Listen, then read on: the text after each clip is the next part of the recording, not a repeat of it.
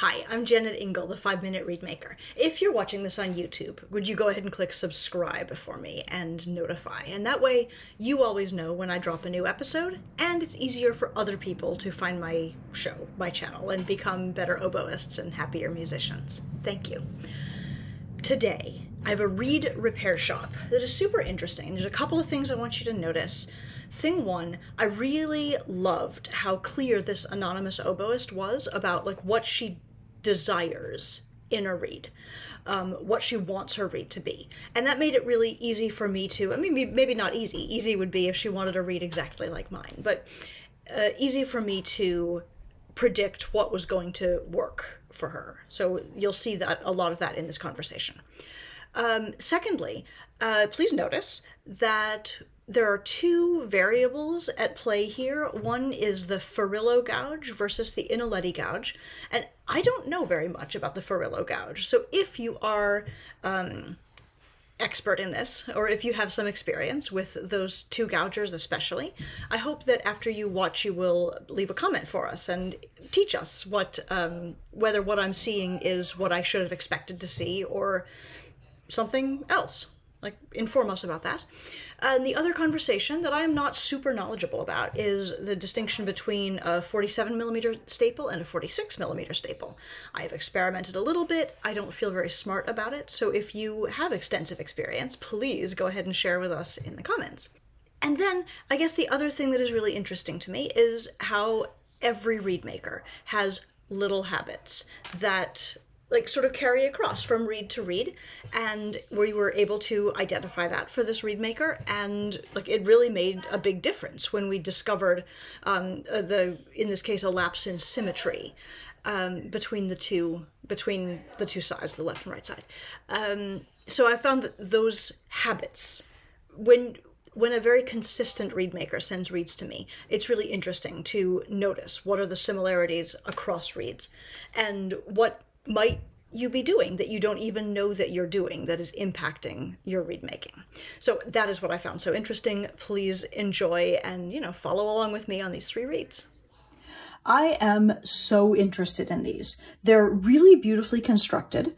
They obviously work. And I really am interested in how, your notes on these reeds are so clear. And you're very clear that you like a reed that crows a C sharp. You like to play way out on the tip of your reed. You really want to have the reed sit up to pitch so that you can play down into it. And the problem that you're having is it's hard for you to get all of that plus articulation and quality of sound is what you're describing.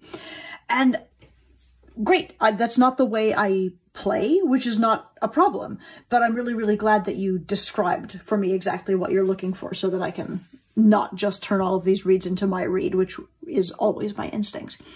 And another thing that's really interesting to me is you've got these 2 reeds made on the Farillo gouge, which I am not particularly familiar with. I don't know it. And this reed is made off of my gouge, my Ingle.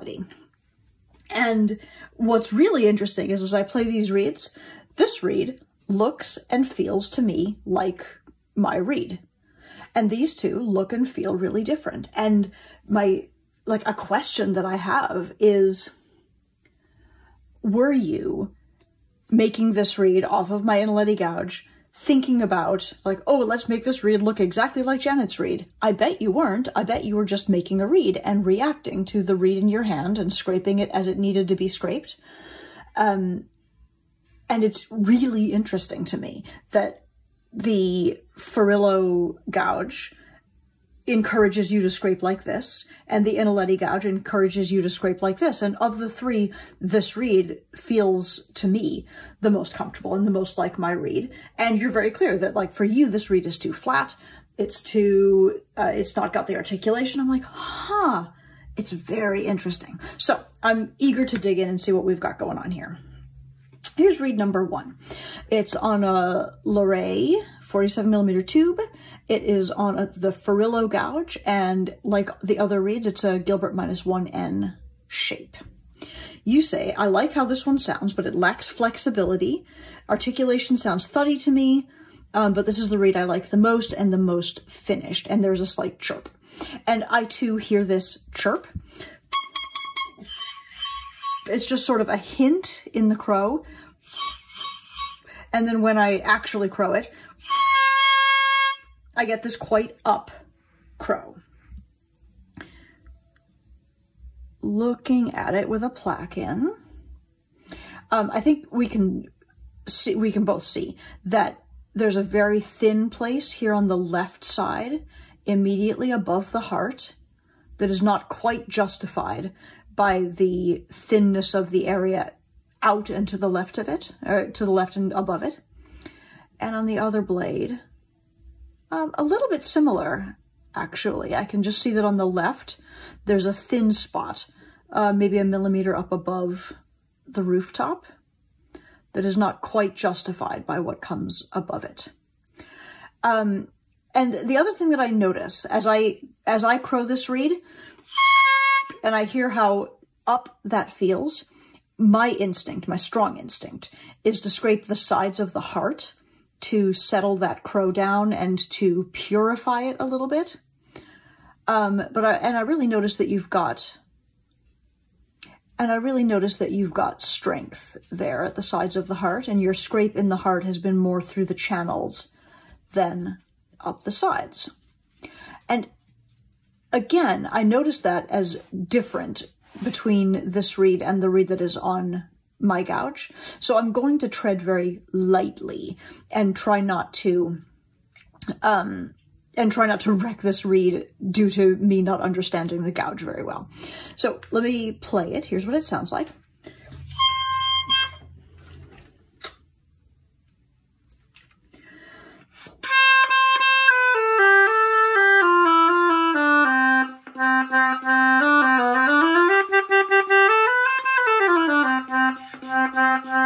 So, as you say, I struggle to find the articulation on this reed, especially down low, and it sits a little up for me, which I know is what you are wanting in the reed.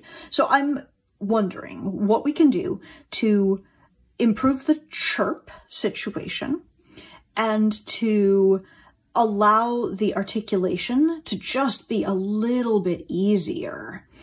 My instinct always, when we're talking about articulation, is to think about the sides of the tip. But as I look at this reed, especially with the plaque in it, I just feel like there's a stone wall between the extreme thinness of the tip here and the thickness of the heart, which is not out of line. I measured it. It's like right around 50. Maybe I'll measure it again.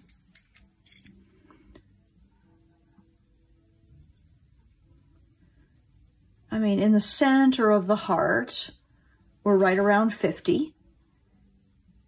And immediately above, we're quite thin up here.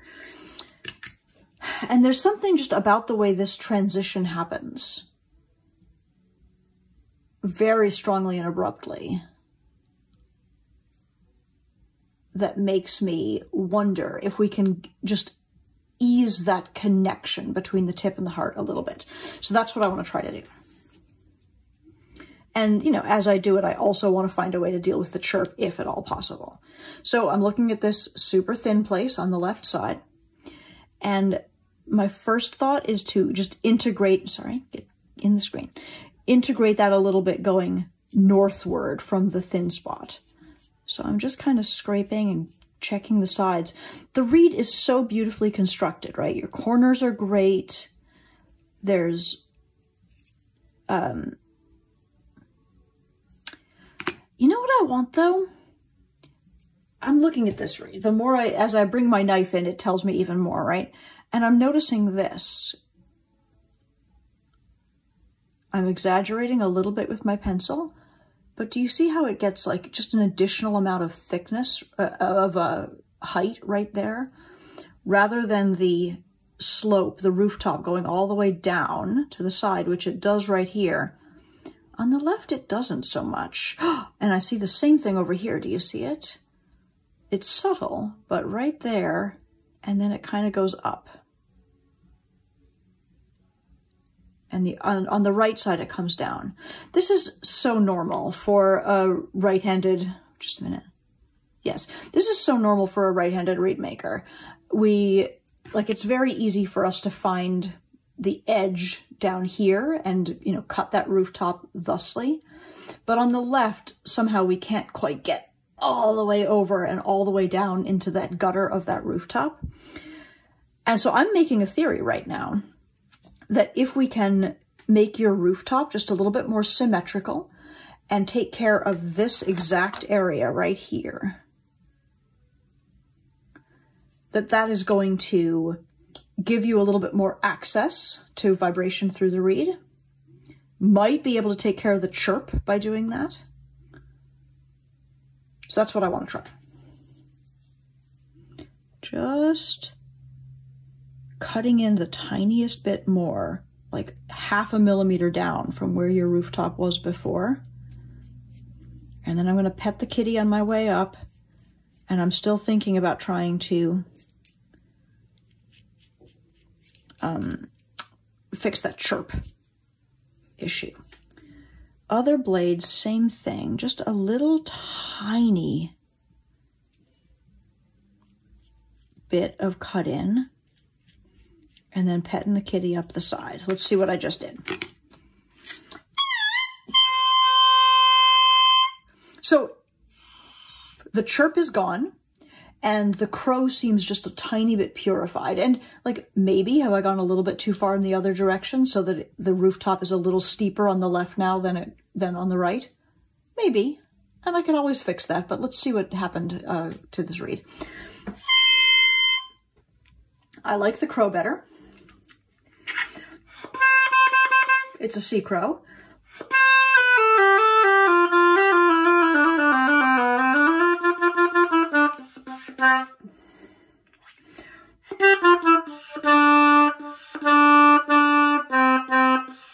Okay, why is that so hard down there?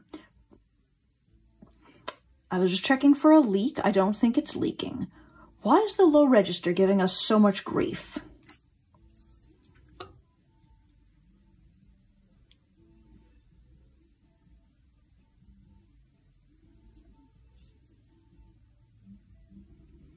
I mean, my instinct is saying sides of the heart.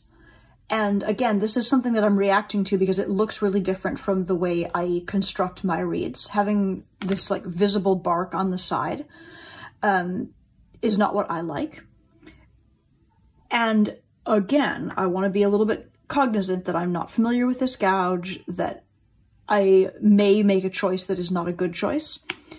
But that is what the reed seems to be suggesting to me. It just seems a little bit up and like I'm not quite finding vibration. So I'm just going to do it.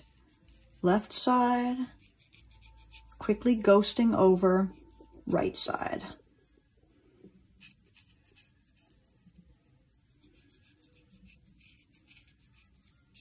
And let's see what that did. Still, we've got no chirp. The beep seems super easy. The crow is a little up for my taste, but it still sits at a, it sounds like it still sits at a C.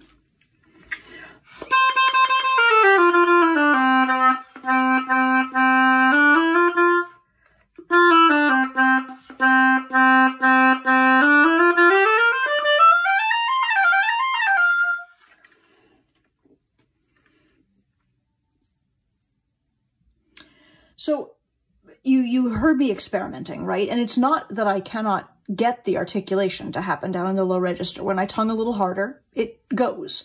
I would like to not have to tongue harder. And so I'm wondering now about the balance in your windows. You were specific in your note that you have a fear of scraping too much out of the back of the reed.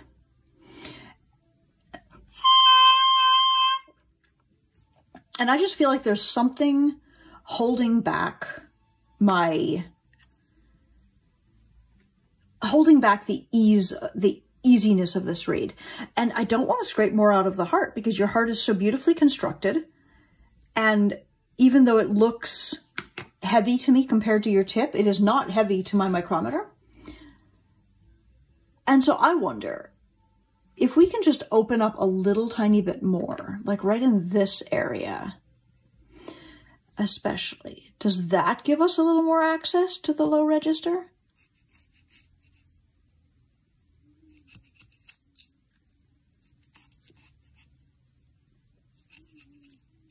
So you can see that where you really did not have a wall here, I'm putting one in, and I can always smooth it out again, but I'm really sort of curious as to what happens if we enable a little more resonance right in this area. Does it lighten the overall feel of the reed?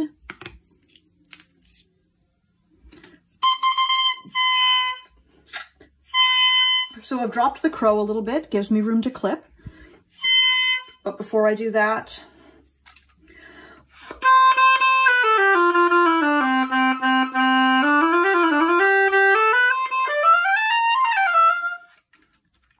okay, for me, this reed does not lack flexibility, and I am able to articulate it down low, so that's a big difference from before. Let me give a tiny clip to bring it back up towards your C-sharp crow.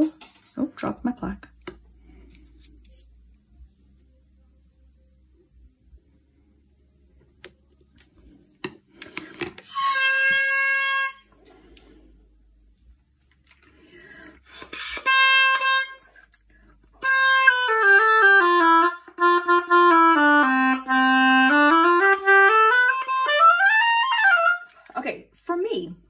And, you know, your results may vary because you, again, we're very clear and we play differently.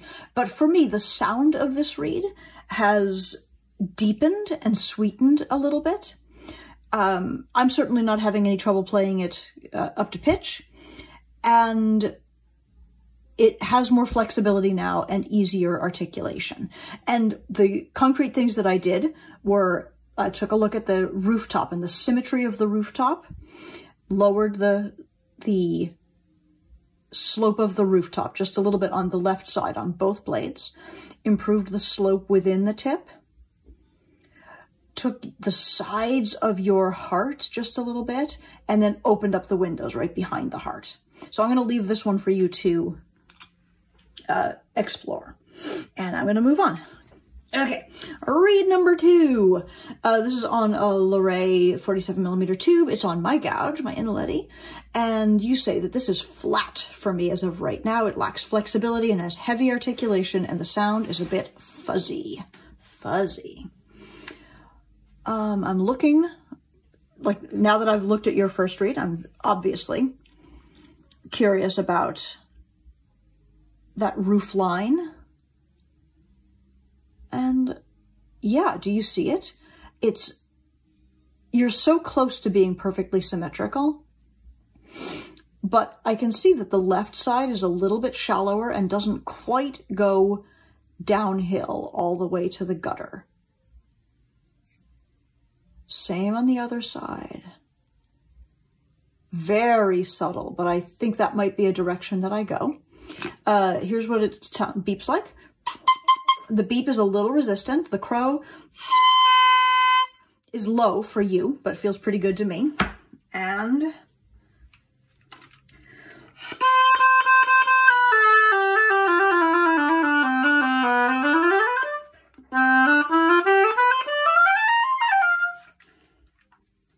I tell you the truth, I really like this reed, but that is because it feels very familiar to me. It feels like a reed of mine.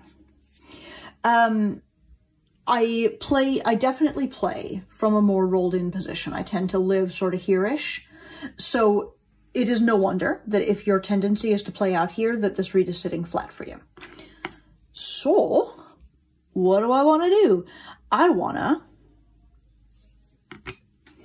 to address the slope in the rooftop on the left side. I want to make sure that the corners of the tip are the thinnest parts. And like, they do feel good. I'm reacting only to how stodgy the beep seemed when I beeped this reed.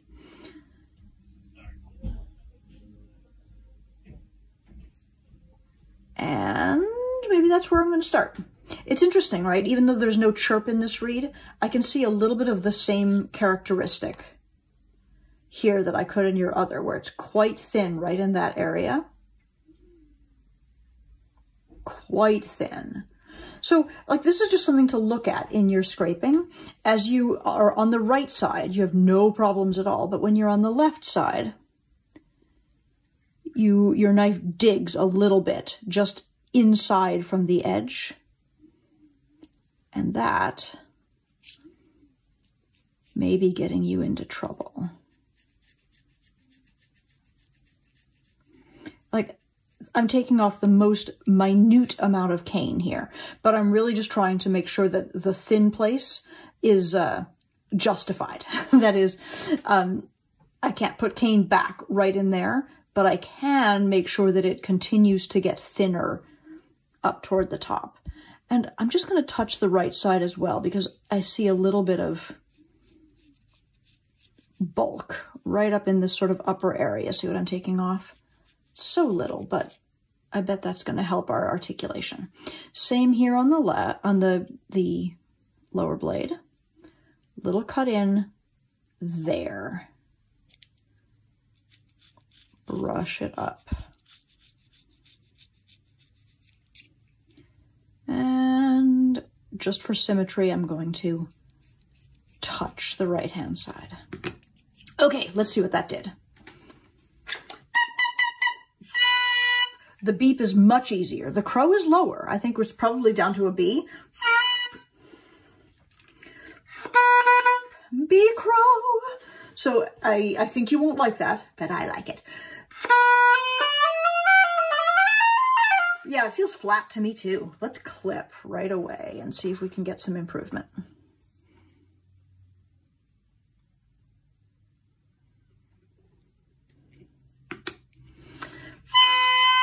There's my C. What happens if I go a little higher?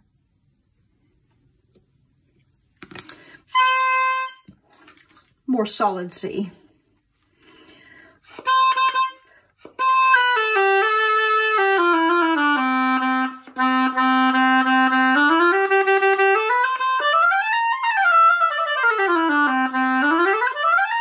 Okay, now, you know, I too am getting a little, it's not even resistance exactly down low. It's just not quite as crisp as I want it to be. And the reed does overall feel a little flat to me, even though I don't think it's overly long. So let me check a couple of things. No, you're just at 70. All of your measurements look great. And I don't think that the heart is overly thin either. You're at 48 here on this side and 48 on the other. Like, this is fine. But I would like to get the crow up without clipping too much more. And I would like to have a little bit more flexibility. And I think that's going to come in the windows. I think it comes from this area right below the heart. Here-ish. And here-ish. And it's not that you haven't scraped there, because you have. But I wonder what happens if you take just a little bit more. What I expect to happen is that it will slightly raise the crow and make the reed feel a little easier. So both things simultaneously. So let's try that.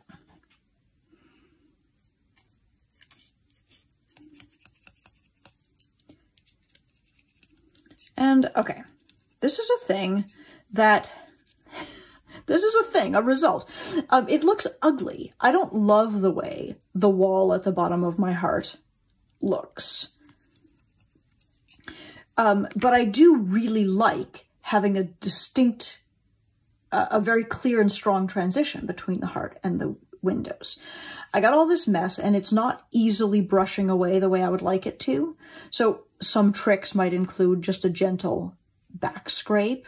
I definitely know people, I am not among them because I am clumsy at this, who will turn the whole reed around. Come here, see how clumsy I am? And scrape this way to try to get that mess off. What I'm actually going to do is just some very light kind of brushing diagonally across that transition And it may still look ugly when I'm done. But we don't make a reed to look at. We make a reed to play on. And I'm going to, like, my curiosity is whether this will actually improve the reed.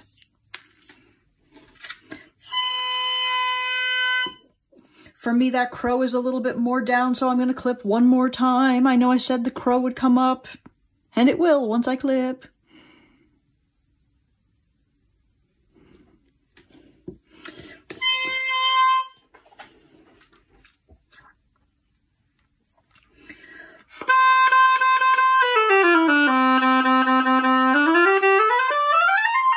I think you're going to find this flat.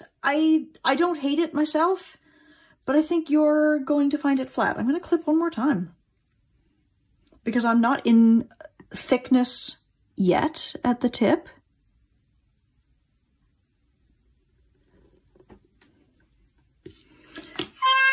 There it is. So now we are, is that a C sharp? Nope, just a sharp C, but.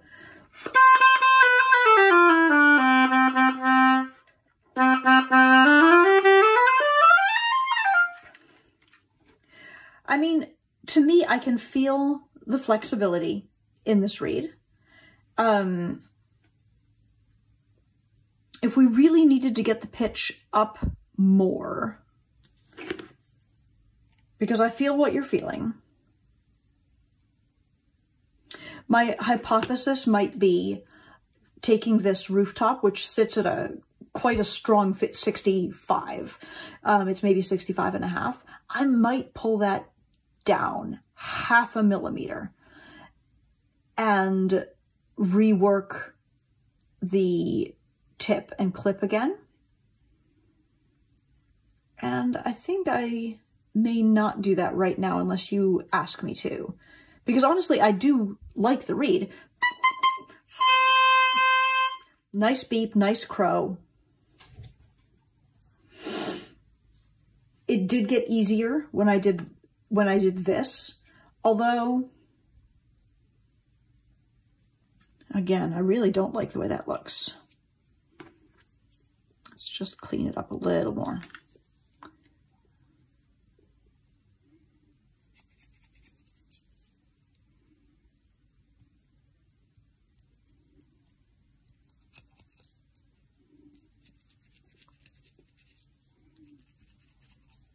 There.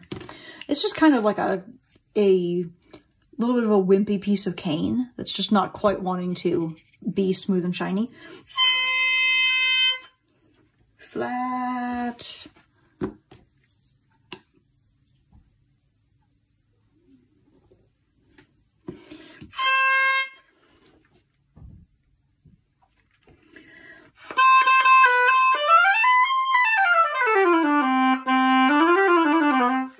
You will let me know how you feel about that when you get it back. Meanwhile, we're here on reed number 3. Let me dip it again. This one is on a Pisoni 46mm tube. Back with your Ferrillo gouge. You say, this reed plays in tune for me, but has more of a rattle in the crow. We've definitely got a C-sharp crow.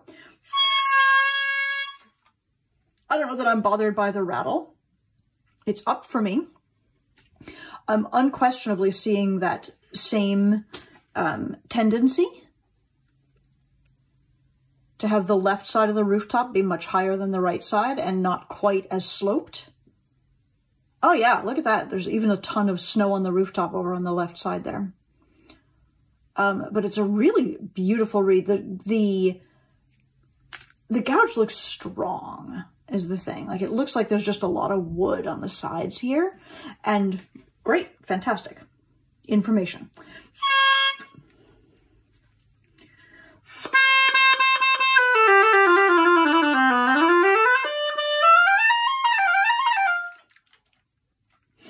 Okay, so what do I want to say about this? This reed for me is a little up and a little bright. And I also understand that that is what you want.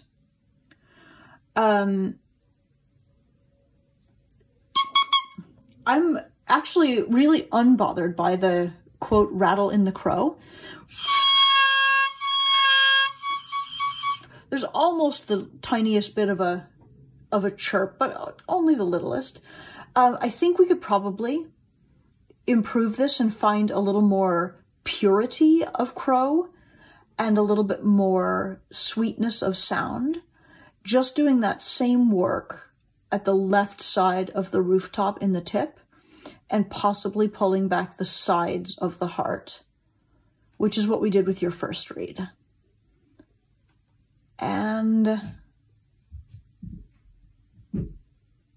I would like that. Let's try it.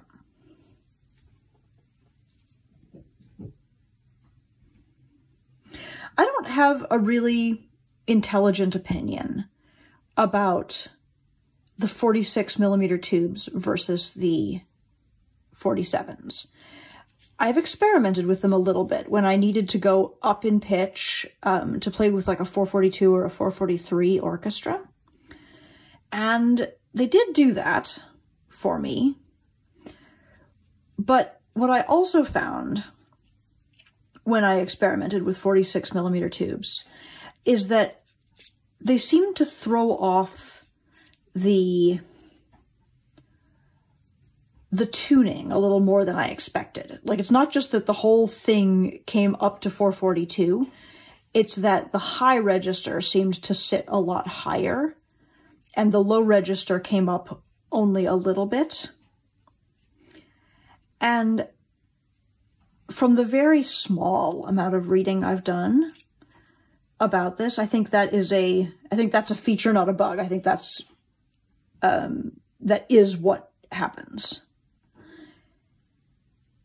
And so if you were saying to me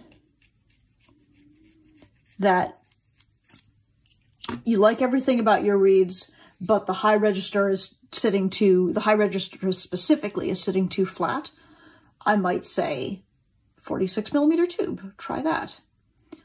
But I don't really have an intelligent opinion on using a 46mm tube with the goal of getting a C-sharp crow and a reed that plays sharp so that you can like play way, way out on the tip.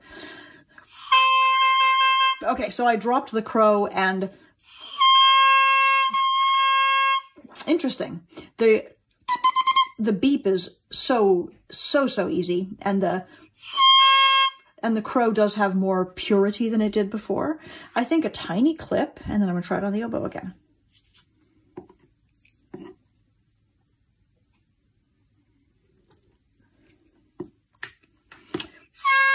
There!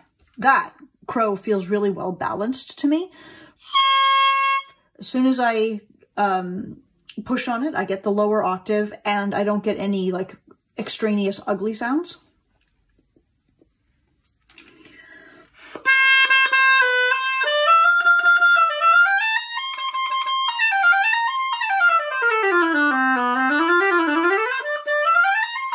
I mean, I'm playing sharp on it, but I don't think that's going to translate to you necessarily. If I wanted this reed to come down in pitch, I would do more at the sides of the heart, and probably a little bit in the windows. But again, this is just me turning this reed into my reed, which is not necessarily what you want.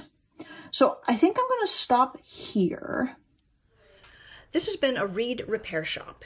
If you also have any interest in getting your reeds under my knife and under my camera and getting a little analysis of what you are doing, you can find information about that on my website and probably in the show notes down below. And if you need to get in touch with me to order reeds or cane, to order a copy of my book, The Happiest Musician, or to sign up for a reed repair shop like this, or email me to ask a question that I can answer in a future 5-minute ReedMaker episode, you can find me at jennetingle.com. Thank you so much for watching. Have a great day.